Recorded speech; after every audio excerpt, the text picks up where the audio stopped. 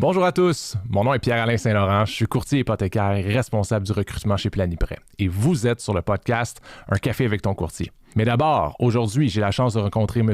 Alexandre Lafitte, courtier hypothécaire depuis 2017, en plein cœur de Montréal avec ses bureaux dans Huntsic, papa de 2 enfants, polyglotte, ancien étudiant de Brébeuf, mais surtout un sympathique humain qui va venir nous parler du parcours qui l'a amené à devenir courtier hypothécaire. Et en fin d'émission, dans notre segment Parole d'expert, Dan Dilio viendra nous partager ses connaissances sur l'hypothèque inversée et pourquoi on devrait tous être plus au courant des avantages de ce produit encore peu répandu. Salut Alexandre. Salut Pierre-Alain. Merci d'être ici. Je suis super content. Je te souhaite un bon café.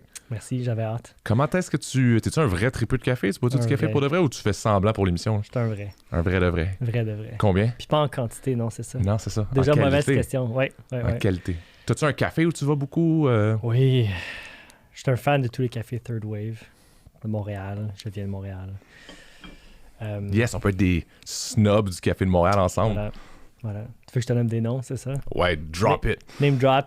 J'ai même mis un t-shirt. Ah, t'es arrivé prêt. Supernat. Excellent cortado dans Schlaga. Café Ngamba dans le Myland. Un classique. Ouais. Dans le temps, j'aimais bien le Olympico, les trucs italiens. Puis maintenant, le brûloir. Le brûloir dans ton coin, ouais. Ouais, magnifique. Tout ce genre de café-là. Y'a pas le créma dans ton coin aussi? Aussi, ouais. Ça va plus loin. Quand je vais en vacances, c'est des vacances autour du café. Yes. Pour de vrai. Partout où on fait va. Que tu traînes ta famille, là. Ouais. Quand allez junior, bois ton 2e espresso de la journée. Voilà. Junior aime les muffins qui viennent avec. Ah, ça, mes enfants, ils trippent ça. Maintenant, ils ont découvert, eux autres, les chocolatines. C'est ça. Fait que là, moi, je veux un café pour rester réveillé, mettons, en route. Là. Ça me coûte 18$ parce que j'ai 2 jus de pomme à acheter, des chocolatines. Ouais. J'achète un T-shirt en plus. Ça vaut la peine, le T-shirt en plus. Toujours. Bon. Ben, c'est ça, c'est du tourisme de café qu'on appelle. Ouais, non, mais c'est toujours des beaux endroits, ces endroits-là. Non seulement le café est bon, mais c'est une belle ambiance. Le feel est bien. Là. Je suis d'accord avec toi. Ouais. Non, c'est ça. Google Maps, première chose que je fais. Café, puis on check les photos. Mais il y a des applications Third Wave, je pense, au Québec du moins, là, pour pouvoir retrouver les cafés de 3e vague, comme tu dis. Ça s'est élargi. Là. Des fois, c'est plus une boulangerie qu'un café, mais c'est quand même toujours une bonne place. Il y a des belles boulangeries aussi, là, fait que c'est agréable également. Quand je sors du Québec, bon, je ne sais plus comment faire mon tourisme. Là. Comment tu fais pour faire ton tourisme de café quand tu sors? Ouais, c'est ça. Google Maps. Café. Café. Là, tu regardes les images. Tu ne retrouves pas d'un Tim Hortons. Non, jamais. Quel genre de café ils vont faire? Ouais, faut que tu vises les grandes villes. Les villages, c'est plus tough, mais... Ouais. C'est pour ça qu'on peut être des snobs. Les enfants sont contents. Ça leur fait des arrêts pipi. Ils adorent que j'aille au café parce que ça veut dire muffin, chocolat. Et tout le tralala. Mais ils ont compris de quoi, ces cafés-là, l'espèce d'ambiance. Là, on s'entend, là, je m'en vais dépenser mon argent, probablement dans quelque chose que j'ai pas de besoin, puis je suis vraiment content de le faire. Fait qu'il y a de quoi de quand même génie dans l'expérience de transaction. Là. Okay. Est-ce que tu utilises ça dans ta business? Cette expérience-là? Les cafés, non. Non. À l'occasion, dans le passé, je rencontrais les clients dans des cafés. Ouais, trop de bruit, par contre. C'est trop personnel, ça marche. C'est clair. Puis avec la pandémie, des rencontres comme ça, je pense qu'il y en a beaucoup moins. Ouais. Dis-moi, Alexandre, merci beaucoup d'être à un café avec ton courtier. Ça me fait plaisir de t'accueillir. Un segment qu'on fait avec tous nos courtiers qui viennent nous voir, c'est de leur demander quel était ton premier talon de paye, ton premier paycheck. Ouais. Tu sais, l'objectif de ça, un peu, c'est de démontrer que tout le monde peut devenir courtier. Tout le monde qui est brillant, on s'entend? Tout le monde qui est brillant peut devenir courtier, peu importe c'est quoi son background, peu importe où est-ce qu'il a commencé. C'est une profession qui est accessible pour n'importe qui a envie de travailler puis qui est brillant. Enfin, d'où est-ce que tu es parti, toi? J'avais 17 ans. J'étais à une foire de l'emploi à Laval, je pense. Puis on est passé devant un kiosque pour un camp de vacances. Chacune une gang d'amis. La directrice sur place nous regarde et dit « Ah, wow, vous êtes tous très souriants. Vous êtes embauchés. » Ça me dit absolument rien. Je fréquentais les camps de vacances déjà quand j'étais jeune. Donc, bon, je savais à quoi m'en tenir. Mais être animateur, non. Mais finalement, oui. Finalement, oui. Ouais, non, mais finalement, oui. J'ai réussi à rester. On m'a pas confié de groupe la première année. Je pense que j'avais pas les skill sets. On m'a mis à l'escalade. C'était parfait comme ça. Mais ouais, ça a été le début d'une longue carrière dans les camps de vacances, d'ailleurs. Une longue carrière? Oui. Parce que j'imagine que le lifespan, la durabilité jeunes de 16, 17, 18 ans dans les camps de vacances, ça doit être à peu près pas mal les 4 mois d'été, puis après ça, ils ne reviennent plus jamais. Ouais, la moyenne, 1 an et demi. Ouais, c'est ça. La demi est inquiétante un petit peu. Non, c'est qu'il y en a qui reviennent, il y en a qui ne reviennent pas. Ah, c'est bon. tout. Ils font un deuxième été pour le trip, ça finit là. Mais toi, t'as persisté. Oui, 4 années comme animateur. Fait que mon first payslip, c'est allongé. Là. J'ai attrapé la piqûre, j'aimais ça. Puis avec le temps, tu prends de l'expérience. Donc, un peu comme dans le courtage, tes débuts sont un peu olé-olé, puis à un moment donné, je sais pas, tu découvres le goût pour ça, tu prends confiance surtout. Là. Dans les camps, il faut avoir la confiance. Ouais. La caisse. Ah, sans doute. Ben, on s'entend, c'est comme avec des enfants. Ben, quand tes parents aussi. Fait que tu le sais que... Puis moi, j'amène ça des fois aussi, c'est comme être un arbitre. Ouais. Si tu dis que t'es pas sûr de quelque chose avec ton enfant, lui, il va prendre la réponse qui lui plaît. Là. Non, mais ça, faut apprendre à parler aux enfants, au groupe d'enfants. Là. Ouais. Mettre des règles claires. Oui, c'est une belle expérience. Des règles très claires. Il y a beaucoup de jeux, il y a beaucoup de folie qu'il faut que tu fasses. Il faut que tu sortes vraiment de ton carcan. Là. C'est vraiment... Moi, je le conseille aux jeunes. C'est le genre de... Ça te responsabilise aussi beaucoup par rapport à d'autres jobs qui pourraient l'être moins. Là. Ouais, ça prend de responsabiliser à lire le body language des gens. Tu sais, un enfant qui est bien, qui n'est pas bien dans ton groupe, faut que tu le vois. Ça t'apprend à planifier, à organiser. Tu peux pas juste arriver random sur le lac. « All right, on va faire une activité de... » Non, c'est planifié. Faut que tu sois prêt. Ouais, plein de belles qualités qui viennent avec cette job. Mais là, c'est des qualités qui font du sens avec le courtage hypothécaire. Là, je m'attendais pas nécessairement à faire le lien. Ouais, non, pas... C'est poussé, mais non, mais je veux dire, être préparé, voir le body language de ton client, j'imagine le rassurer avant d'y expliquer. Non? Ouais, ça travaille des qualités humaines, vraiment. Ouais. Ouais, c'est ça que ça fait. Ouais, puis tu sais, le courtage, c'est surtout de l'humain. C'est plus de l'humain que de la maths, là. Oui, parce que les taux sont tous là, sont affichés, sont là. Qu'est-ce qui change? C'est ton approche, ton service. Ouais. Fait que là, t'étais... on a dit 16-17 ans, t'as fait ça pendant une couple d'années. J'ai fait un 4 ans. Après ça, j'ai été nommé directeur. La directrice est partie. J'ai fait ça quelques années. Puis là, finalement, je suis tombé pieds joints. Là. Il y a un volet international. C'est un camp où des enfants d'un peu partout dans le monde venaient au Québec pour apprendre le français et l'anglais. Fait que cette espèce d'entreprise qui était jointe avec le camp, qui emmenait les enfants, je l'ai acheté. J'ai fait ça une dizaine d'années. Donc, bout à bout, là, de 17 ans, premier job à mes débuts comme courtier hypothécaire. OK. Pretty much. Avec 1 million d'autres petits jobs à gauche, à droite. Quand même intéressant. Là, tu as des enfants. On s'entend avec quel âge les kids? Là, ils ont 7 et 4. Non, ça, c'est tes enfants. Les enfants internationaux qui venaient au Québec, avec quel âge? Ouais, ça, c'est intéressant. Il y a aussi jeunes que 10 ans. Puis ils arrivent ici, ils parlent ni anglais ni français. Certains. Et là, sont sous ta charge. Ouais. Puis eux autres, ils te regardent, ils comprennent rien de ce que tu dis, puis ils sont genre « entertain-moi ». Oui. D'où les cours. Les parents, en fait, d'un, sont très gâtés. Enverrais-tu tes enfants en Autriche, dans un camp autrichien? Je sais pas. Déjà, ça... Je veux pas avoir l'air papa hélicoptère, là, mais je sais pas. Je suis pas sûr. Déjà, c'est comme, oh wow, faut le faire. T'sais. Donc, la première chose, c'était ça. C'est déjà bravo aux parents de prendre un risque. Après ça, t'as tout ce qui vient avec. Donc, il y a des enfants qui ont la difficulté à s'inclure dans un groupe. Donc, moi, je suis là pour donner des cues aux animateurs. OK, personne n'aime ça être laissé left out. Mm-hmm. Fait comment reconnaître un enfant qui est pas bien? Mais les enfants qui naissent de l'international, c'est assez facile.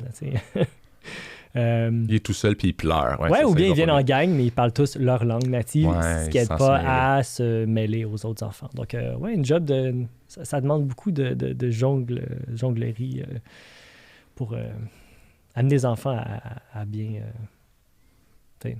se sentir chez soi au Québec. Là, tu sais que je vais te poser la question. Ah, ouais. Ton nom, c'était quoi? Moi, j'adore les noms de camp de jour. Ouais. Puis à quel moment, en tant que directeur ou propriétaire de la division, tu as le droit de dire « OK, là, vous m'appelez plus mon camp, là, maintenant c'est Alexandre ». Y a-t-il un moment? Ça, c'est une très bonne question. C'est comme où tu gradues. Oui, ça, c'est vraiment intéressant. Le monde les dynamiques des camps de jour. Les gens, pas camp de jour, camp de vacances. Camp de vacances, pardon. Camp de jour, il n'y a pas de dodo. Mais je m'appelais Astro. Okay? Astro. Ça, c'est venu du cégep. Il y avait une thématique au cégep juste avant qu'on arrive au camp. Thématique, c'était quoi? Émission des années 80. Puis il y avait une affiche d'Astro. Tout le monde disait « Hey, il te ressemble. » C'est vrai qu'il me ressemble. Astro le petit robot. Oui, Astro le petit robot. Donc, tout pète dans les airs puis il porte un speedo. Bon, personnage quand même cool. Ouais, quand même cool. Un petit laser dans le doigt. Une mitraillette qui sort du postérieur. Je me souviens pas assez d'Astro. Ouais, un robot qui a un cœur humain. Alors, moi, j'aimais l'idée, ça se prononce aussi dans toutes les langues. Fait que voilà, Astro est né. Puis à un moment donné, là, c'est drôle, hein, parce qu'avec le temps, je rencontrais des anciens campeurs, des animateurs à Montréal, dans les bars. Puis des fois, c'est « Hey, Astro! » Tu sais, j'avais peut-être 25, 26 ans. Même là encore, ça m'est déjà arrivé récemment. Astro. Oh, je comprends, ils ne connaissent pas mon vrai nom. Monsieur, étrange. tu dis Monsieur Astro. Monsieur Astro maintenant. Non, mais c'est ça. Arrive à un moment donné, bon, en tant que directeur, tu gardes ton nom. En tant que propriétaire, là, je l'ai brûlé. Rest in peace. Génial, merci. Puis, tu sais, pour les gens qui écoutent, ça fait des années que je veux savoir c'était quoi le nom de camp à Alex. Il a fallu que je l'invite à mon podcast pour pouvoir c'est ça que tu voulais. Je peux y aller c'est maintenant. fini, on peut couper. Alexandre, mais on va revenir dans le courtage un tout petit peu. Parce il y a un que, grand lien entre les deux. Ce n'est pas un podcast de camp de vacances, c'est bien un podcast sur le courtage hypothécaire. Mais donc, tu m'as dit, j'ai été dans le monde des camps de vacances jusqu'à ce que je passe dans le courtage. Ouais. C'est pas nécessairement un parcours naturel. Fait que comment ça s'est fait? Comment ça fait que tu es devenu courtier? Ouais, pas du tout. Vraiment pas un parcours naturel. Puis les nouveaux courtiers, j'adore leur poser la question. Comme tout le monde. Hein. Parce que je sais que ma réponse est complètement loufoque. Ça sort de nulle part. Mais tu sais, à gérer une entreprise, à la fin, dans le fond, ce que je faisais, c'est gérer une entreprise. Je faisais du référencement en ligne. Puis tu sais, j'allais chercher des ventes internationales. Google, je connaissais. C'est faire la vente. Donc, tu sais, il y a des mamans, des papas mexicains, américains qui t'appellent et qui veulent que tu leur fasses la vente parce qu'ils vont envoyer la chose la plus précieuse au monde entre tes mains. C'est un peu comme gagner un client pour une hypothèque. Ouais. Donc, j'ai appris ça là. Je faisais la comptabilité. Fait que là, les chiffres ont commencé. Je faisais la comptabilité de l'entreprise. Bref, je faisais ça. Mais tu sais, c'est saisonnier. Hein? Donc, l'été, c'est juste l'été. J'avais quand même assez de temps. Arrive le jour où, avec ma conjointe, on vend notre condo, on va acheter une maison. Notre courtier immobilier dit « Ah, ben il faudrait que tu te fasses préqualifier. » Cool, je vais aller voir ma banque. « Non, je connais un gars, courtier hypothécaire, il va s'occuper de vous. » « All right. » Je ne connaissais pas trop ça. Vient à la maison, nous explique tout ça. Son travail, son rôle, Là, je regarde parler. Je suis comme Mais là, j'ai l'air très investi, tu sais. Je suis en train de zioter exactement son travail. Sinon, ça va l'air vraiment cool, honnêtement. C'est un mélange de rencontrer des gens, faire la vente, des mathématiques, l'immobilier. L'horaire atypique qui fitait en plein avec moi, non, clairement. Donc, vraiment, ça a été un coup de cœur. Je me suis lancé. Je suis allé à l'école. Je suis allé chercher mon permis. On est en quelle année à ce moment-là? 2017. 2017. Oui, donc quand c'était encore avec l'OACQ. Oui. Fait que là, tu commences dans le courtage. Oui. C'est quoi pas nécessairement tes premières expériences, mais c'est quoi tes meilleurs coups, les choses qui font que ça te donne envie de te lever le matin, ta motivation, elle est quoi? Ma motivation? Je m'étais fait un objectif très simple. Un dossier par mois. Là. Très, très relax. Non, mais tu sais, on ne sait pas à quoi s'attendre. Tu embarques dans une nouvelle entreprise, il faut que tu ailles chercher ta propre clientèle. Il y en a, oui, qui commencent, puis ont déjà une base de données par le biais de l'autre emploi qu'ils faisaient avant. Moi, non. Tu sais, je pars from scratch, de zéro. Donc, je m'étais fait de petits objectifs. Là. Je l'ai dépassé, ça allait bien. Qu'est-ce qui me motivait? C'est quand j'ai réalisé mes premières transactions. C'est cool. Ouais. J'aime beaucoup. Puis c'est le type de client aussi que j'avais au début. J'ai eu la chance d'être lié avec quelqu'un qui amenait des nouveaux arrivants au Canada, qui plaçait, trouvait des garderies pour eux, et éventuellement, je les aidais pour le financement d'une première maison. Donc, ça a ouvert la porte vers cette niche que peu de courtiers font, mais que j'adore, les nouveaux arrivants. Ouais. Donc, je travaille avec eux. Ça m'a permis de répondre à beaucoup de questions. Ils ont beaucoup de questions, les nouveaux arrivants. Toi puis moi, on déménage demain matin, on s'achète une maison en Allemagne. Tu connais pas les banques allemandes, tu connais pas le fonctionnement des prêts immobiliers là-bas, tu connais rien. Donc, tu pars de plus loin, là, parce que non seulement tu connais pas les normes de crédit hypothécaire, tu connais pas les normes de crédit, tu connais pas les normes, tu connais même pas ceux qui font les normes, tu connais pas vraiment d'une autre planète. Oui, puis j'ai réalisé, c'est un bel addon, c'est exactement le genre de client que j'aime. Pourquoi? Comme les premiers acheteurs.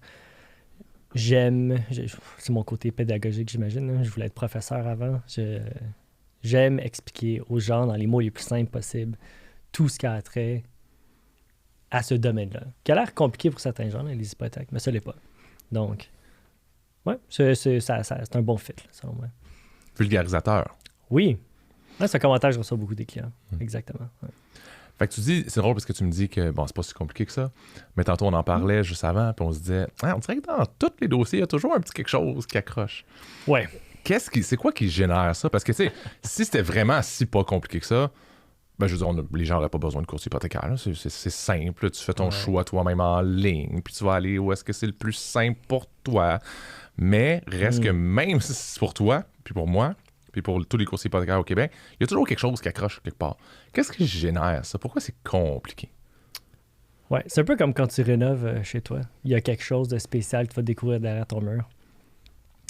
Qu'est-ce qui est compliqué? My God. Je pense que expliquer les termes autour de l'hypothèque, puis le fonctionnement, tout ça, ça va.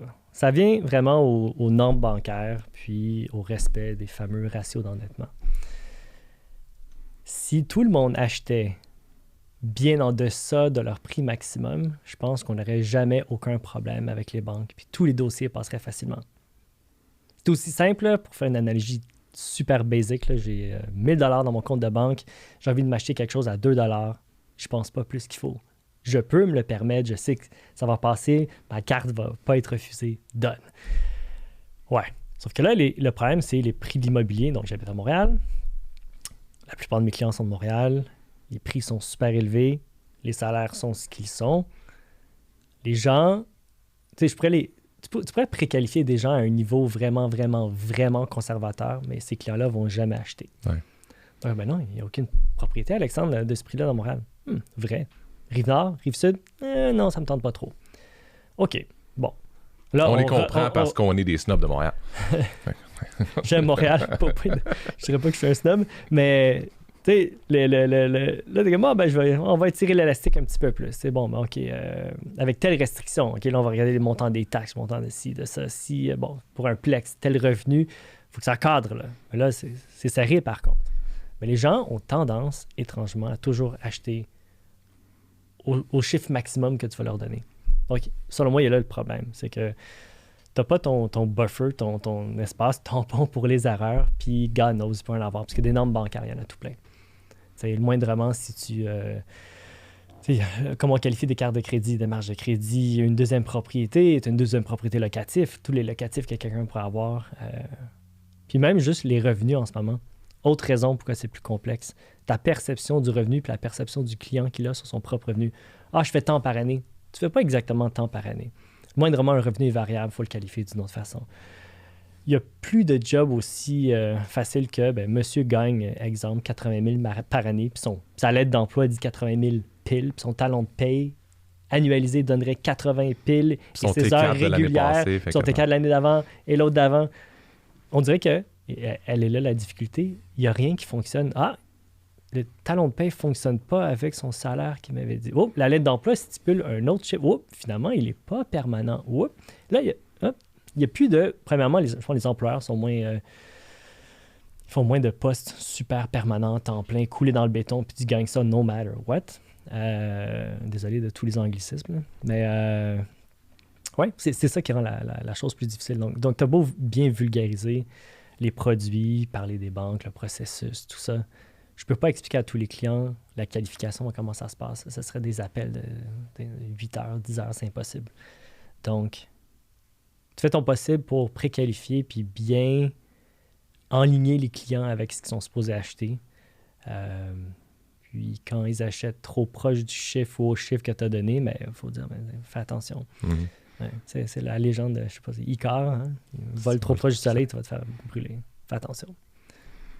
Est-ce que tu trouves qu'avec les nouveaux arrivants, ces difficultés-là, parce que tu me parles que c'est une clientèle que tu apprécies, avec qui tu apprécies travailler, puis je pense que c'est une clientèle qui a particulièrement besoin des courtiers hypothécaires, quoique tout le monde a besoin d'un courtier hypothécaire, est-ce que tu as l'impression qu'ils vont être plus à l'écoute ou plus prudents parce qu'ils n'ont peut-être pas les attentes de la dernière transaction, de la transaction de leur père qui a fait il y a 50 ans, etc. Ouais. Il y a moins le beau-frère dans le portrait. Ou je comprends. C'est une drôle de bibite, les nouveaux arrivants, parce que c'est vrai, ils arrivent ici et c'est comme une page blanche. Ils connaissent rien. Donc, tout ce que tu dis à la lettre, ils vont le prendre. Ce qui est quand même cool parce que tu veux être utile dans ce que tu fais. Donc, quand il arrive ici, lui, il voit tous les logos des banques qu'on peut s'offrir. Il n'y a pas un parti pris parce que justement, ma banque, c'est ça. Ah, telle banque, on m'a dit que.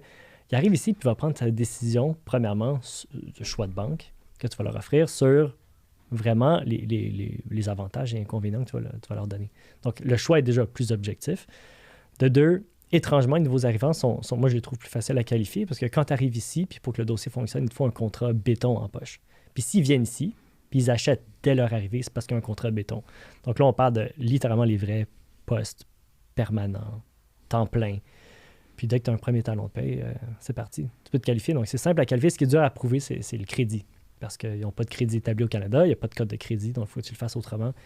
Et là, je pense, est le travail que la plupart des courtiers... C'est tellement nébuleux qu'ils ne savent pas trop. Ils ne sont pas certains que ça va fonctionner. Donc, c'est là où ça l'accroche, je pense, avec d'autres courtiers. Mais moi, j'aime ça. J'adore. Puis le fait que vraiment, ils ont besoin de quelqu'un de très pédagogique. Ils ont besoin d'aide. Tu arrives ici, puis comme tu dis, ils vont t'écouter. C'est le fun. Génial.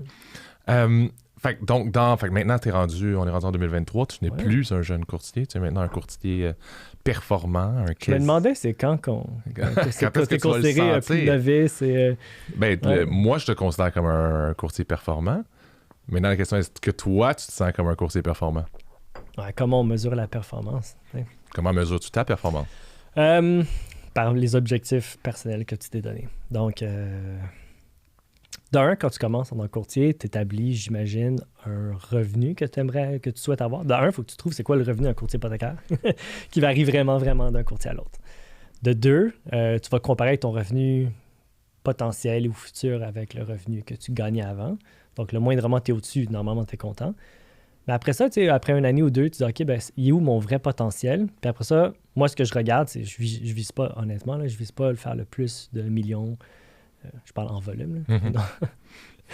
Tu veux faire le plus de millions en revenus, mais pas en volume. En volume.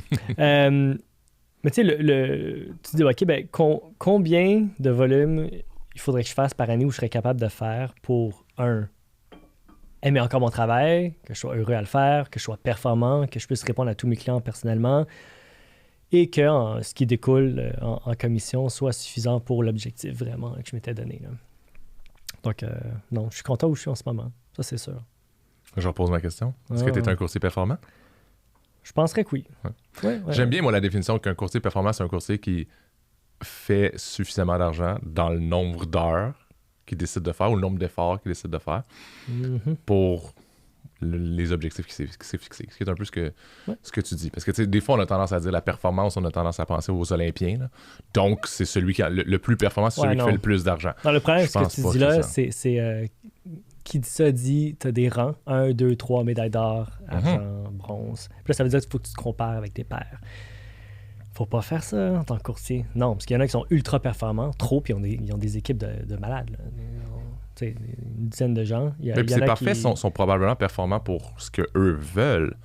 Ou peut-être pas. Peut-être que cette année ne se trouvent pas performants parce qu'ils ne vont pas atteindre leurs objectifs à eux autres. Ouais. Mais moi, être performant, ça ne veut pas dire avoir une grande équipe. Au contraire, non, je veux être efficace. Donc, même que trop grande équipe, selon moi, le client passe à travers trop de cerceaux, là, ça ne marche pas. Là. Donc, non, performance, c'est atteins-tu les objectifs que tu t'es donnés? Est-ce que ça, c'est assez pour bien vivre? Est-ce que tu es heureux avec ta charge de travail? C'est tout. Yeah. Donc, oui. Performant. Donc, on est en 2023 maintenant. Tu es rendu un courtier performant, je te l'annonce, ou tu te l'es annoncé toi-même. Qu'est-ce qui fait que tu te lèves le matin, maintenant? Tu as parlé un petit peu avec tes clients. Les enfants, bien sûr. Oui. Tu vas aller à la garderie et à l'école. Oui. Puis qu'est-ce qui fait que tu reviens après être allé les porter à l'école puis que tu es encore motivé? Ma motivation? Oui. Moi, j'appelle ça le purpose. Là. On parle d'anglicisme tantôt. Là, ta raison d'être. Tous les beaux dossiers que tu vas faire, à la fin, tu vas être heureux. Tu sais, un client bien servi qui dit merci, comme un chef cuisinier qui voit ses clients heureux d'avoir mangé tel plat. Je sais pas. C'est, tu sais, au début, tu es vraiment heureux à faire tel dossier, faire telle quantité de dossiers. Après ça, je vais tel type de dossier. Après, j'avoue, ça fait quoi, là, 6 ans? Qu'est-ce qui motive? Mais Je sais pas. Je suis heureux de... Toutes les tâches liées à ce que je fais, je les aime. J'aime régler les problèmes. Puis là, en plus, on l'a dit, hein, les dossiers sont plus durs à se qualifier, tout est plus difficile. Donc, un peu comme dans n'importe quel exploit là, sportif que tu fais. Quand tu mets plus d'efforts, tu as toujours une plus grande récompense après, personnelle. Donc, les dossiers difficiles, quand finalement sont approuvés, je suis 2 fois plus heureux. Parce que je sais que c'est difficile. Ouais.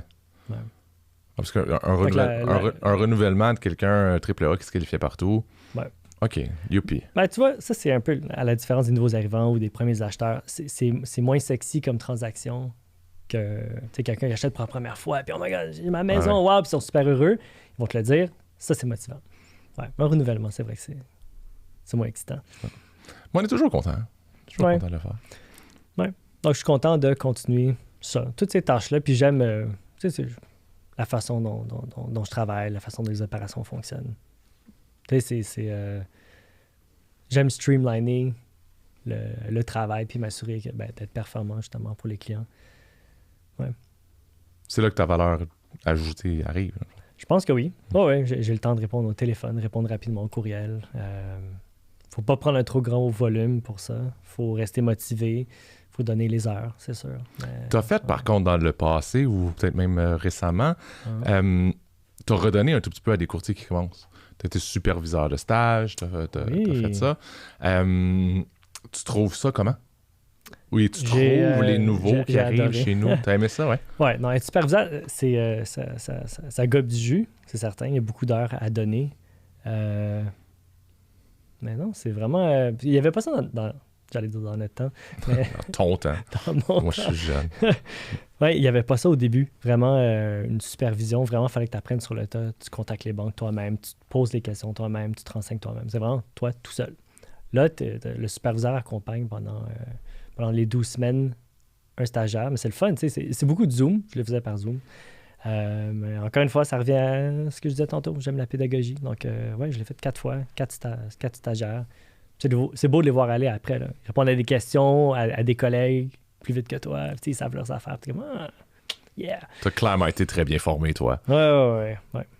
Mais c'est vrai, tu sais, qu'avant que l'industrie du courtage hypothécaire au Québec passe à l'AMF, le stage n'existait pas, aurait probablement dû exister, que ce soit normé par le régulateur ou pas, parce que présentement, quelqu'un pourrait arriver, faire son stage, mais être seul quand même. Je pense qu'il y a une grosse différence entre faire un stage et avoir un bon stage, un bon accompagnement pendant ces 12 semaines-là. Je pense que c'est hyper important. Puis ça aurait dû l'être bien avant. Maintenant, ça l'est. Puis je pense que ça permet de faire des meilleurs courtiers plus vite. Oui. Le nombre d'informations qu'ils apprennent en 12 semaines, j'avais pas ça en 12 semaines au début. Là. C'est hallucinant. On le dit souvent, la chose la plus importante quand tu commences dans le courtage, c'est avec qui tu vas t'associer. Je sais pas si c'est le fameux qui se ressemble, s'assemble ou quoi que ce soit, là, mais quand tu commences dans le courtage, si tu vas pas chercher de l'aide, tu vas être mauvais pour toujours. Tu vas continuer à reproduire les mêmes mauvais comportements inefficaces, les mêmes réponses que la banque veut pas avoir ou le même genre de client que la banque veut pas avoir. Je pense que ça l'aide personne là, d'une certaine façon. Ça l'aide pas notre industrie. Faut que tu baignes dedans. Fait que outre les heures qu'un stagiaire doit faire, si tu fais juste suivre quelqu'un d'expérience, travailler à côté de lui, après le stage ou durant le stage. À un moment donné, durant le stage, on me regardait travailler. Parce que c'est ça un peu. Non, mais c'est ça qu'il faut apprendre. C'est quoi le day-to-day? C'est quoi qu'il faut faire pour chaque dossier? Tu peux pas négliger un moment. C'est important. C'est important de donner du temps de qualité, puis c'est important d'aller se former. Puis toutes les formations que les banques offrent, que les assureurs offrent, qu'on reçoit de PHC, il faut y aller. C'est important. Parce que, tu sais, on dit toujours qu'on n'apprend pas par osmose. C'est pas parce que je suis à côté de toi que je vais apprendre subitement ou subtilement tout ce que tu sais. Mais à t'écouter, tu sais, même si moi, je fais ma propre paperasse ou quoi que ce soit, en entendant un courtier d'expérience ou en entendant un BDM, un directeur de compte d'une institution financière, tu finis par apprendre le lingo, puis tu vas savoir comment répondre à tes clients, tu vas savoir quoi dire à ton client. Puis je pense que c'est avoir ce langage-là, puis c'est pas un fake it till you make it, là, mais avoir ce langage-là devient tellement porteur, autant pour toi, mais aussi pour les clients que tu vas desservir ou tu vas être en mode potentiel de desservir. Là. Je pense que c'est très important pour un nouveau. Ouais, faut que tu baignes dedans le plus possible. Ça, c'est quelqu'un que je connaissais dans le domaine qui m'avait dit ça. Va à tous les événements, fais tout ce que tu peux. Côtoie quelqu'un, suis. Dans le temps, on faisait beaucoup de rencontres avec des clients en personne. Tag along, fais du shadowing. Si tu passes tout ton temps à ne que faire ça, tu vas devenir bon. Ouais. Assurément, tu n'as pas le choix. Là. Tu t'as parlé un petit peu là, que tu faisais un peu plus de Teams ou de pas Zoom ou quoi que ce soit, peu importe l'outil que tu as utilisé, alors qu'avant, il y avait un peu plus de shadowing, de rencontres physiques, etc. Ce développement-là de notre industrie t'embête. Je pense pas que ça va revenir. Là. On va pas revenir à être 22 dans le même bureau. Là. Je pense pas que ça va arriver, ça. Est-ce que ça te manque? T'es-tu old school? C'est quasiment ça ma question. Je le suis à fond. T'es old school à fond. Je pense que oui. Tu viens de dire, on sera pas 22 dans un bureau. Pendant que tu le disais, j'imaginais un bureau avec 22 courtiers. Je suis très prêt. Ah ouais. Vraiment. C'est dommage. Moi, j'aime le contact humain. Là. Autant je peux être un loup solitaire, autant non, j'aime ça. Parce que toi, ton fonctionnement actuellement, tu as un bureau à la maison, tu as un bureau, un vrai bureau bureau qu'à à la maison. Oui, j'ai un adjoint, mais qui est aussi à sa propre maison. Donc, tu vois, il n'y a même pas de contact. C'est très virtuel. Peut-être trop, d'ailleurs. Ce qui rend les événements entre courtiers ou avec les banques d'autant plus fun. Ou entre équipes, évidemment. J'avais un partenaire dans l'industrie qui n'est pas courtier, puis il disait qu'il entendait beaucoup ça, de dire, tu sais, je suis chez nous, j'ai parlé à 22 personnes aujourd'hui, mais j'ai vu personne, à part mes 2 enfants puis ma conjointe. Puis il était comme, sors, va à l'inspection de ton client, va à des endroits où tu n'as pas rapport, là, puis tu vas être le seul à faire ça. C'est comme une façon de se démarquer. Je trouvais ça intéressant. Un peu hardcore, mais très intéressant. Pourquoi pas? Puis t'as pas besoin d'y aller tout le temps, t'as pas besoin d'être un engagement, mais juste de te forcer à sortir puis d'aller voir tes clients ou tes partenaires, je pense que ça peut être un petit point gagnant. Oui, parce que c'est vrai que ça devient très virtuel. Parlant de virtuel ou d'intelligence artificielle ou de ce que tu veux, le futur du courtage hypothécaire, c'est quoi, tu penses? Ça fait peur des fois, hein? Il y a des choses. Tu me parles de là en ce moment quand ChatGPT est sorti, ci et ça. OK, ça te fait penser. C'est bon, je vais peut-être remplacer un jour, mais non, parce que je l'ai dit tantôt, les taux sont disponibles en ligne. N'importe qui peut aller les magasiner, mais encore une fois, la compréhension des taux, des produits, c'est quoi les pénalités liées à chaque affaire. Honnêtement, on a encore notre place là, pour un bon bout de temps, j'imagine, mais tu sais. Fast forward dans 50 ans, c'est dur à dire. J'ai l'impression que les prix de l'immobilier va continuer de gonfler.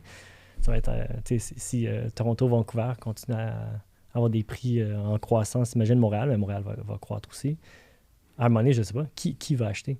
Qui va être capable d'acheter? Qui va être capable? Est-ce que les normes vont changer d'ici là? Est-ce que les revenus des gens vont augmenter? Ben pas tant, l'histoire n'a pas tant prouvé, mais les prix des propriétés va tellement augmenter. J'ai peur pour la qualification des gens. J'ai peur, en fait, pour mes enfants. Vont-ils être capables d'acheter plus tard? Je ne sais pas. Ouais. Ils vont avoir besoin de la banque de papa, peut-être. Oui. Papa? Non, mais le prix des propriétés va augmenter. La qualification va sûrement être plus difficile. Peut-être qu'être propriétaire, ça sera peut-être moins en moins pour toi et moi de ce monde. Peut-être plus pour des compagnies de gestion immobilière, etc. Mais d'ici là, on a heureusement, il y a un d'ici là, continue. Oui, mais c'est un regarde 50 ans en arrière. Je me projette 50 ans en arrière, puis on regarde dans 50 ans, tout peut arriver. Là. Mais non, pour le futur court terme, c'est sûr que les courtiers ont leur place, puis la preuve, c'est qu'il y a de plus en plus de transactions qui sont faites avec des courtiers. Donc, qu'est-ce que j'apprends de ça? Bien, j'apprends que les gens vont à leur banque, sont peut-être mal servis ou sont servis par une banque. Les gens ont l'habitude maintenant d'avoir plus de choix. Le courtier a encore plus, donc, sa place. Bien déjà, moi, je pense toujours aller voir un courtier, c'est toujours gagnant. Mettons qu'il fait juste magasiner pour toi, c'est déjà un gain. Il a accès à des prêteurs auxquels toi, tu n'as pas accès en tant que consommateur. C'est un autre gain. Je pense que moi, je vois pas de monde où est-ce qu'aller voir sa propre banque. Ouais. C'est un avantage. Là. Encore plus quand le client, sa banque, c'est une banque avec laquelle on travaille. Donc, c'est raison de plus. Regarde, la banque qui est ta banque, on peut faire affaire avec et d'autres. Donc, tu perds absolument rien. Côté économie, mettons, là, sans t'envoyer en macro, micro, Parce que c'est vraiment mon cup of tea, hein? Ben, t'es bon là-dedans. T'es pas bon là-dedans? Je vois. Qu'est-ce que t'en penses? T'en penses quoi? On s'en va vers où? Qu'est-ce que tu suggères à tes clients? On va-tu dans le court terme? On va-tu dans le long terme? Ouais. Sans embarquer trop dans les taux, parce qu'on va se le dire, on le sait pas. Là. Personne n'a de fameuses boules de cristal. Mais... Mon dessous là-dessus, tu regardes les graphiques des taux, c'est en dents de scie. Ça a toujours été en dents de scie, mais en dents de scie en pente descendante. Tout le monde le sait. Nos parents, dans le temps, les taux d'intérêt étaient à 18%. OK, great. Ils ont baissé à 10%, 12%. Puis à un moment donné, j'ai l'impression qu'on a connu un creux ultime, là, 1,5% il n'y a pas si longtemps. On entend parler d'hypothèques qui sont à taux négatifs dans certains pays. Je ne sais pas si c'est toujours le cas. Où est-ce que ça va aller? Ben, chaque fois que les taux augmentent, selon moi, ils vont diminuer. C'est aussi simple que ça. Ça ne peut pas croître à l'infini. Donc, les taux, là, paraissent élevés pour le marché. Ils paraissent élevés par rapport aux moyennes du passé. Selon moi, ils vont baisser d'ici 2-3 ans.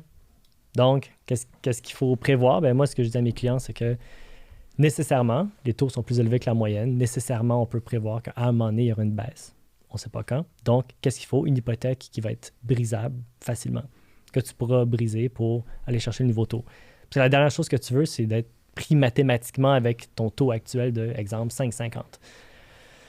Tu as un taux de 5,50, OK, great. Dans 2 ans, les taux retombent à 2% pour X raisons, une nouvelle pandémie ou je ne sais pas quoi. Mais si ta pénalité est de 30 000 $ puis que tu gagnes juste un 150 par mois sur tes versements, ben, ça ne fonctionnera pas mathématiquement. Donc, il faut que tu te mettes dans une posture pour que ton move soit faisable. Donc, ou bien des termes fixes courts, 2, 3, 4 ans, ou bien ton terme, s'il est fixe, ben, plus long, mais avec une banque, exemple, virtuelle qui a des pénalités plus petites. Puis là-dedans, il y a le variable. Le variable, je n'ose même pas en parler en ce moment. Avec toutes les hausses qu'il y a eu, c'est le produit vraiment le plus risqué. Je l'aimais le variable avant, parce qu'il était toujours plus bas, environ 1% plus bas que les taux fixes. Fait que c'est un risque qu'il augmente, dépasse le taux fixe que tu avais. C'est un risque qui était censé et que tu pouvais calculer. Mais là, en ce moment, ton variable est bien au-dessus du fixe. Donc, quelqu'un qui rend variable, ça serait vraiment OK, petite pénalité si tu le brises. Mais après ça, tu te retrouves avec c'est ça. Je prends ce produit-là parce que je pense que les taux vont vraiment baisser d'ici 5 ans. Non, prends un terme court, fixe, puis embarque dans le variable quand il sera bon. Ça donne, toi, l'opportunité de jouer dans 2-3 ans, et non pas... Ben, c'est ça. Donc, mets toutes tes billes maintenant. Donner l'opportunité de pouvoir changer de produit, parce qu'on peut plus... Tu peux pas aller sur un long terme en ce moment, selon moi. Là. Génial, merci. Tu vois, t'es pas si mal. Tu es un peu de la grande économiste. C'est pas de l'économie, c'est offrir des produits flexibles pour que si quelque chose arrive... Là, on a expliqué si jamais les taux baissent, mais si jamais tu divorces, si jamais il faut que tu vendes, si jamais il y a telle affaire, tu veux en tout temps avoir le boulet le moins lourd accroché après ta jambe. J'aime ça ce que tu dis parce que on met souvent le fardeau des taux d'intérêt aux économistes là, et on fait le lien entre le taux puis l'économie. Puis dans toutes les conférences de courtiers hypothécaires, il y a toujours un économiste qui est invité. Les banques nous parlent toujours de l'économie, vers où les taux s'en vont. Mais tu rajoutes bien une belle couche que le taux, ultimement, là, c'est pas si important que ça. Ce qui est important, c'est de te garder la flexibilité nécessaire pour pouvoir réaliser tes rêves ou tes projets. Oui, exactement. Tu sais, la plupart des bris d'hypothèque, je pense, dans le temps, ils avaient dit, la statistique, c'était des divorces. Donc, tu sais, l'économie n'a aucun rapport avec ça. Non, donc, rendu au divorce, est-ce que tu fais une grosse pénalité, petite pénalité? Personne pense que ça va arriver ou tu vas être relocalisé pour la job, tu vas payer une pénalité, il va falloir que tu cancelles ton hypothèque. Tu sais, c'est juste se donner la chance de pouvoir bouger dans le futur puis d'être moins menotté avec la banque. Là. Ouais. Alex, on approche de la fin du podcast. Dis-moi donc, dernière petite question, ce serait quoi ton conseil que tu aurais à donner à un nouveau courtier? Quelqu'un qui sort de l'école là, présentement, avec ou sans expérience, il rentre dans l'industrie, qu'est-ce que tu lui dirais? C'est sûr que commencer, c'est pas facile. Trouver des clients, donc avoir un bon plan d'affaires dès le début. C'est une base de données de gens de par ton ancien emploi, tant mieux, mais si c'est quelqu'un comme moi qui était dans un autre domaine, t'es fait. Donc, il faut un plan d'affaires. Il faut planifier d'avance un coussin financier parce que entre le moment où tu commences jour 1 à ton premier client, au notaire du premier client, à ta commission quelques temps plus tard, le temps passe. Donc, un petit coussin d'épargne. Tu as parlé de plan d'affaires juste avant, excuse-moi. C'est quoi tu veux dire un plan d'affaires? Parce qu'il y a autant de sortes de plans d'affaires que de personnes sur la planète. Là. Ouais. Qu'est-ce que tu veux dire par un plan d'affaires? Comme un game plan là, dans un match de hockey, là, c'est d'où va provenir tes ventes, où est-ce que tu vas aller essayer d'aller chercher des clients. Est-ce que c'est ton réseau personnel? Mais c'est trop facile de dire mon réseau personnel. Qu'est-ce que tu vas faire spécifiquement? J'envoie un courriel à tous les gens que je connais pour les premiers mois, Les médias sociaux, je vais aller faire des vidéos, je vais faire des podcasts, je vais faire du Google AdWords, de la publicité. OK, publicité, ouais, mais quelle publicité? Ouais, c'est vrai, il faut que je mette des images. Tu vas les prendre où? Faut que je me trouve un infographiste. Ainsi de suite. Donc, il faut que tu élabores et que tu trouves déjà tes contacts pour pouvoir au moins avoir des idées de marketing. C'est un peu ça. Là. Je trouve ça super. C'est un plan marketing aussi. Là. C'est un plan d'affaires parce que tu veux avoir un montant financier à la fin de combien d'argent tu vas faire puis combien d'argent ça va te coûter faire tout ce plan marketing-là. Mais ce que je trouve super important, c'est de mettre, ça n'a pas besoin d'être précis, mais un chiffre. Là, ton réseau personnel, c'est correct. Mais dis, OK, avec mon réseau personnel, je m'attends à aller chercher 5 dossiers cette année avec ça. Avec des courtiers immobiliers, je m'attends à en chercher 25. Ouais. OK, mais qu'est-ce que tu vas faire pour aller en chercher 25? Ouais. Parce que si tu en as mis juste 5 réseaux perso, 5, c'est peut-être facile. Arrête de mettre du temps sur ton Facebook. Va mettre du temps ailleurs parce que tu t'es dit que tu irais chercher des dossiers ailleurs. Pour ce que tu dis là, Pierre-Alain, par contre, il faut être capable de quantifier. Puis les gens, souvent, ils ont des leads, ils ne demandent même pas d'où ça vient. Ils ne peuvent pas quantifier par après quel effort a fonctionné. Donc, surtout au début, moi, je quantifiais tout. Donc, provenance, courtier immobilier, conseiller en sécurité financière. Ça vient de Google Maps. Ça vient de telle affaire. Et à un moment donné, j'ai réalisé quoi? Tu vois qu'est-ce qui fonctionne ou ne fonctionne pas. Ce qui ne fonctionne pas, ou bien tu as 2 options. Tu continues, puis tu pioches jusqu'à temps que ça fonctionne, ou tu let go. Tu vas pour ce qui fonctionne. Moi, ce que j'ai réalisé qui fonctionnait bien, c'est Google Business. C'est sur la map, comme quand tu cherches une pizza, okay, à Saint-Hyacinthe, bang, tu regardes qu'est-ce qui sort. Avant d'aller à la place, tu vas regarder les étoiles, les commentaires, OK, même chose. Donc, moi, c'était une avenue, mais les courtiers immobiliers, c'est sûr. Les gens qui achètent sont où? Avec des courtiers immobiliers. Commence avec des courtiers immobiliers. C'est un courriel d'approche, va luncher avec eux, essayer de trouver des moments pour les rencontrer en personne. Toujours plus facile d'élaborer une collaboration quand tu connais les gens en personne et non virtuel. Donc, un plan de match, vraiment. Budgéter le tout, prévoir de l'argent de côté, puis foncer, puis développer une belle discipline de travail. Donc, si c'est quelqu'un qui faisait du 9 à 5 dans un bureau avant, qui avait l'habitude d'être entouré de gens qui travaillent, donc c'était facile pour eux de se mettre à travailler, là, soudainement, tu te retrouves dans un bureau peut-être seul. Déjà, il ne faut pas être seul au début, mais pour avoir une bonne discipline de travail, c'est s'habituer à « OK, ben là, je travaille jusqu'à telle heure, je vais faire telle affaire, voici mon plan pour aujourd'hui. » Faut que tu le tiennes, parce que sinon, tu peux vite, ça peut vite partir en vrille. Donc, il y a ça, puis te mettre proche des gens qui font ce travail-là. Tiens, Pierre-Alain, je peux aller travailler chez toi aujourd'hui à ton bureau. Tu vas entendre Pierre-Alain parler, je vais entendre comment il parle à ses clients. Oui, tu as parlé de telle affaire, c'était quoi donc? Puis là, tu vas te renseigner sur leurs transactions. Donc, tu vas apprendre en plus d'être motivé par le travail de l'autre. Ça permet de ne pas se perdre aussi. Parce qu'on peut, si tu fais pas de plan de match, puis tu ne travailles pas avec d'autres gens, ça peut être facile de toujours être dans une espèce de brouillard de je travaille tout le temps, mais finalement, je travaille jamais ces bonnes affaires. Puis, I achieve nothing. Je réussis pas. Je réussis à rien parce que je suis toujours dans une espèce d'entreprise. Ouais, ça, c'est le dernier conseil d'abord. C'est pas rester seul. Parce que si tu es tout seul chez toi, tu fais tes propres affaires, puis tu penses que ça fonctionne. Et s'il y avait une meilleure façon de faire ce que tu faisais? Et si ton dossier se qualifie dans une autre banque, mais tu ne le savais pas? Donc, va faire du shadowing avec quelqu'un, travaille dans un bureau avec des collègues. Trouve-toi un ami de travail parce que tu vas grandir bien plus. Des conseils super pertinents. Alexandre, je te remercie d'être venu à un café avec ton courtier. Plaisir. On refera ça l'année prochaine. Cool. Merci beaucoup. Ciao. Merci beaucoup d'être ici, Dan. Hey, ça fait plaisir. Fait que Dan, on va en premier, là, on est dans un segment qui s'appelle Parole d'expert. Donc, on va commencer par établir ta crédibilité en 10 secondes. Ça fait combien de temps que tu travailles dans l'hypothèque inversée? Dans l'hypothèque inversée comme telle, 5 ans. J'ai été BDM pour ma compétition. En ce moment, ça fait presque 2 ans, je suis avec la Banque Équitable. Et j'ai quand même été courtier aussi 2 ans de temps. Donc, je pense que ça me donne un bon bagage pour conseiller les courtiers. Clairement. Dis-moi, c'est quoi l'évolution que tu as vue ou la croissance? Parce qu'on en entend beaucoup plus parler de l'hypothèque inversée depuis quelques années. Quand j'ai commencé dans l'industrie, c'était vraiment le produit de dernier recours. Depuis ce temps-là, juste au Québec, juste depuis l'année passée, moi, je suis 200% au-dessus de l'année passée. La croissance est énorme.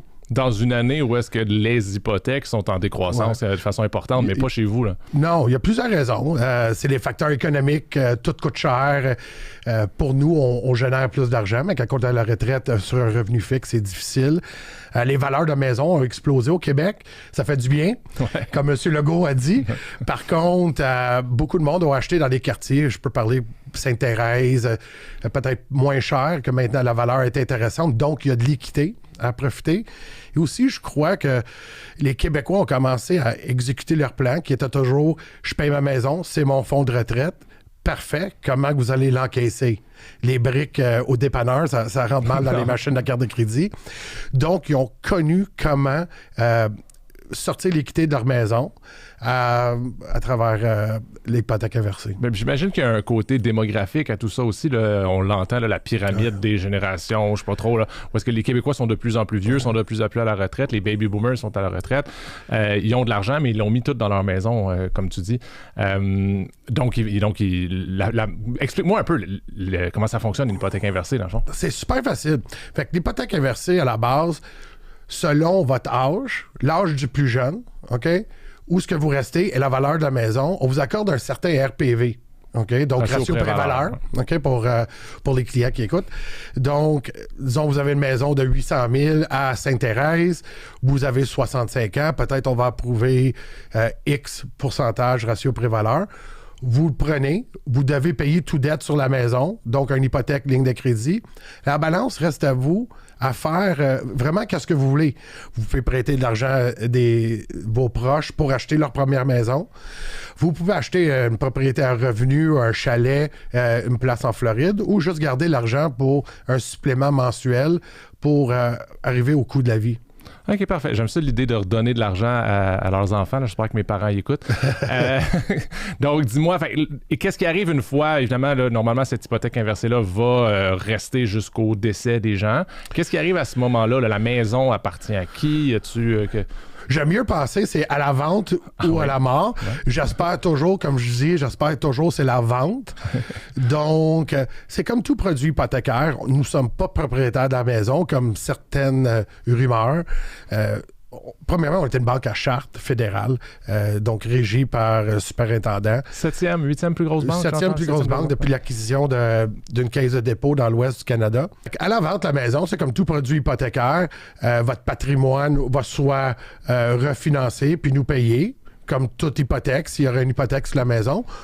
Ou, dépendamment de leur âge, peut-être ils peuvent continuer avec l'hypothèque inversée.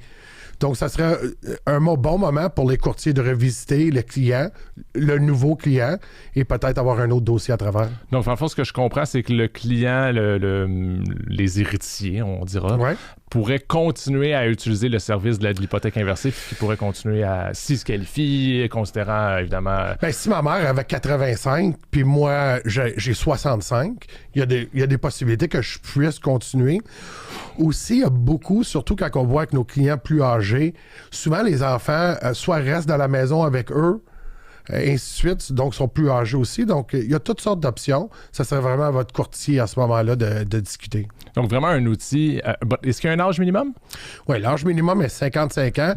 Je dirais vraiment, le produit, c'est du 60 ans et plus. Je comprends. Donc, évidemment, un produit définitivement pertinent pour un courtier hypothécaire. Est-ce que, étant donné que c'est assez méconnu encore, je pense que c'est un peu ta job, la job du podcast ici aujourd'hui, d'en parler le plus possible, pour faire connaître ce produit-là de la part des Québécois et Québécoises. Mais étant donné qu'il est méconnu, il doit y avoir des résistances, des choses que les clients disent non, moi, je veux pas embarquer là-dedans pour X ou Y raison. C'est quoi les freins que les gens peuvent avoir par rapport à ce produit-là? Bien, le produit est méconnu, surtout au Québec. Parce que l'année passée, il y a eu à peu près 1,5 milliard d'hypothèques inversées au Canada, en bas de 50 millions au Québec. Donc, il y a un énorme gap avec le reste du Canada. Je pense que maintenant, avec les valeurs qui ont monté, les connaissances et notre bon travail ensemble, évidemment. Comme l'industrie du courtage est en croissance, nous aussi, on est en croissance. Excusez. Encore là. Les freins, les réticences. Donc, la première chose, je dirais, c'est l'intérêt est plus haut. OK? Fait que oui, le taux d'intérêt est plus haut. Par contre, notre produit offre des critères d'adhérence sont beaucoup plus souples qu'une hypothèque traditionnelle. Et le produit n'a pas besoin de paiement. Donc, on n'a pas besoin de faire de paiement jusqu'à la temps que la vente ou le décès, mais espérons la vente. Donc, si on attend 20 ans pour notre argent, je pense que c'est normal qu'il y a un petit surplus sur le taux et les clients comprennent bien une fois bien expliqué. La deuxième chose, je dirais, ils ont toujours peur de ne pas laisser d'argent à leurs héritiers ou qu'eux, une fois qu'ils ne veulent plus rester dans la maison, n'ont pas les fonds nécessaires pour continuer leur retraite en résidence. Ça, c'est faux. Mathématiquement, comment que c'est fait? L'hypothèque inversée, surtout dans les taux où on est maintenant, c'est les profits de la maison, donc c'est l'appréciation à venir qui paye l'hypothèque, l'intérêt, et non le capital, l'équité qu'on a bâtie jusqu'au moment. Donc, mon exemple, 800 000, je t'ai approuvé pour, disons, 300 000. Le 500 000 qui me reste va toujours rester là. C'est vraiment le profit à partir d'aujourd'hui qui va payer le prêt. Une fois que les clients comprennent la mécanique du prêt, c'est très rare qu'il y ait des objections à partir de ce moment-là. Okay, fait que c'est à expliquer. Puis moi je le vois, j'ai beaucoup de gens avec qui je discute, des clients, leur revenu à la retraite reste à peu près stable. Il y en a qui en ont des chanceux, qui ont une petite indexation, mais pas tellement. Puis avec l'inflation qui a été tellement importante dans les dernières années, ils ont besoin d'une source de revenus supplémentaire. Fait que je pense que c'est un produit qui est tout indiqué pour ce genre de clients-là. Là. Oui, mais on fait beaucoup de clients avec des valeurs nettes aussi. Donc, on parle d'entrepreneurs, avocats, courtiers hypothécaires. Donc, c'est du monde à la retraite qui ne génère pas un revenu comme quelqu'un qui a travaillé chez Hydro-Québec pendant 30 ans. Donc, ils ont des biens, ils ont peut-être des placements, ils ont des maisons, habituellement dans des quartiers assez favorables. Donc, pour eux, leur revenu, c'est leur anglicisme, le cash flow à la retraite qui est difficile. Donc, je fais énormément, je dirais à peu près 50% des dossiers qui se fait, c'est avec du monde avec des valeurs nettes qui cherchent à soit diminuer l'impact des impôts. Ouais. Donc, ils ne veulent pas chercher soit des REER ou des RIF ou ainsi de suite pour avoir l'impact fiscal. Ou qui veulent faire des choses. OK, j'ai une propriété payée, j'ai 2 autres propriétaires à revenus, je veux en acheter un 3e, je peux plus qualifier à cause de mes revenus, je vais prendre la maison et je vais m'acheter un 3e propriétaire à revenus. Donc, il y a beaucoup de stratégies pour le produit. Ah ouais, non, il faut clairement y réfléchir. Puis, mais je pense que c'est un outil qui n'est pas, évidemment, qui ne s'applique pas pour tout le monde, mais qui est clairement un outil à avoir dans le fameux coffre à outils des courtiers hypothécaires. Là. Je pense qu'un courtier hypothécaire, si on parle à l'AMF, leur but numéro 1, c'est on doit arriver avec plusieurs solutions aux clients. Si on regarderait juste pour l'argent, Mercedes ne vendrait jamais un auto. Parce que Honda ou Toyota fait la même chose. Ouais. Donc, je pense qu'un courtier doit arriver, présenter, regardez, je peux vous qualifier pour une ligne de crédit peut-être, malgré les taux sont plus hauts que nous, mais regardez, j'ai cette option-là. Il va y avoir des critères d'accessibilité. Aussi, vous allez devoir payer. Ou j'ai cette option-là, peut-être qui va vous coûter un petit peu plus cher, mais c'est réglé jusqu'à temps que vous voulez vendre la maison, vous n'avez pas de paiement à faire. Laissez le client. C'est parce qu'on est plus vieux qu'on est moins intelligent. OK? Donc, puis dans nos études, on a vu cette démographique-là de baby boomers veulent être conseillés, ils veulent avoir des options, ils veulent continuer à avoir le contrôle sur leur vie. Donc, leur offrir plusieurs options, premièrement, démontre que vous connaissez votre métier. Deuxièmement, démontre que vous êtes à l'écoute du client. Et troisièmement, que des fois, vous pensez plus loin que qu'est-ce que le client vous demande. Regardez, vous m'avez demandé ça, mais je vous offre plusieurs options. C'est à vous de choisir. Génial. Merci beaucoup, Dan. Évidemment, si on veut en savoir plus, on peut toujours s'adresser à un courtier hypothécaire. Puis les courtiers hypothécaires qui ont des questions, on appelle Dan. Hey, merci beaucoup. Bonne journée à vous. Là. Merci beaucoup. Bye-bye. Merci à tous d'avoir écouté cet épisode. Merci infiniment à mes invités ainsi qu'à mes commanditaires. Je vous rappelle que vous pouvez retrouver cet épisode et tous les autres en audio sur Spotify, Apple Podcasts et Google Podcasts et en vidéo sur YouTube en cherchant un café avec ton courtier. Si vous voulez communiquer avec moi ou avez des commentaires, n'hésitez pas à me les transmettre sur LinkedIn, Instagram ou Facebook. On se retrouve pour notre prochaine dose de caféine avec ton courtier.